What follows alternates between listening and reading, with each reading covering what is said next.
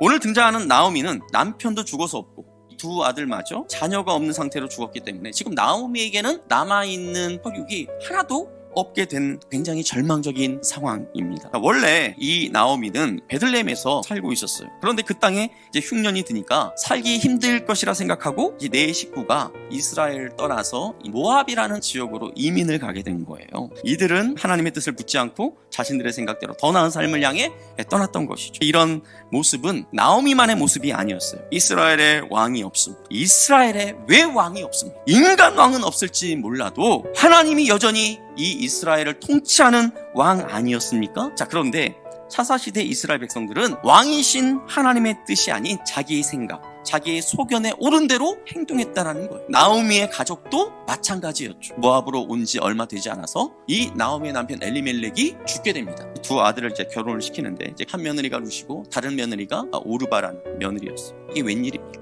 두 아들이 자식 하나 없이 둘 다 죽은 거예요. 결국 나오미는 이 룻을 데리고 고향으로 돌아오게 돼요. 자, 나오미란 이름의 뜻은 기쁨, 즐거움, 웃음 이런 의미를 갖고 있어요. 굉장히 이쁜 이름입니다. 자, 그런데 자신을 알아보는 베들레헴 사람들 앞에서 자기를 더 이상 나오미라고 부르지 말고 괴로움, 고통 이런 의미를 갖고 있는 마라라고 부르라는 거예요.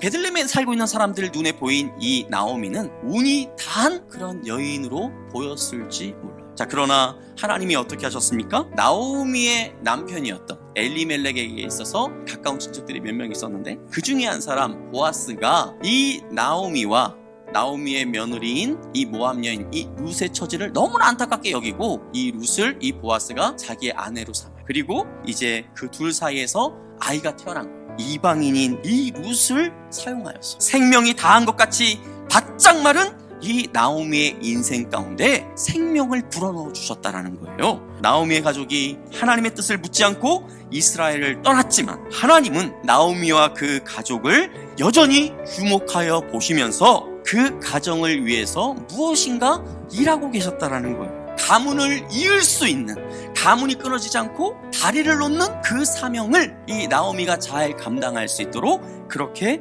해주셨다라는 거예요. 나오미가 안고 있는 이 오벳이 누구라고요? 다윗의 아버지가 이새잖아요. 이 이새의 아버지가 바로 오벳이라는 거예요. 이 나오미는 다윗의 고조 할머니가 되는 거죠. 이 나오미가 천국에 갔을 때 이 모든 상황을 다 알지 않았겠습니까?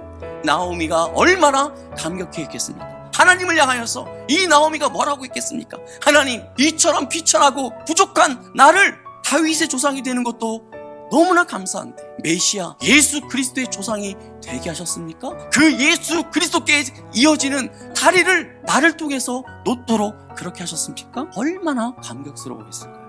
한국교회는 엄청난 위기 상황 가운데 직면하고 있어요. 세상적인 그런 관점으로 볼 때 한국교회는 이제 운이 다했다 그런 상황이 되어버립니다. 그러나 하나님이 함께 하시면 절망적인 나오미의 삶이 웃음으로 다시 피어났던 것처럼 한국교회 가운데 하나님이 개입하셔서 일하시기 시작할 때 모든 근심과 두려움, 눈물과 슬픔이 소망과 담대함, 기쁨과 웃음으로 바뀌게 될 줄 믿으시기를 바랍니다. 사랑하는 성도 여러분, 저와 여러분이 하나님 나라의 소망을 품고 우리의 신앙이 다음 세대로 아름답게 흐를 수 있도록 그런 다리를 놓는 그 일들로 인하여 기뻐할 수 있기를 바랍니다. 우리가 암울하다 그렇게 말만 하지 마요. 그렇게 말하는 이 시대에 맞서서 우리의 자녀들 속에 하나님께서 하나님의 놀라운 꿈과 비전을 심어 주셨을 것이다. 이것을 기대하면서 우리의 자녀들, 이 믿음의 자녀들 한 사람 한 사람을 하나님이 기뻐하시는 자녀들로 키워낼 수 있는 더드림 사랑의 교회, 우리 공동체가 될 수 있기를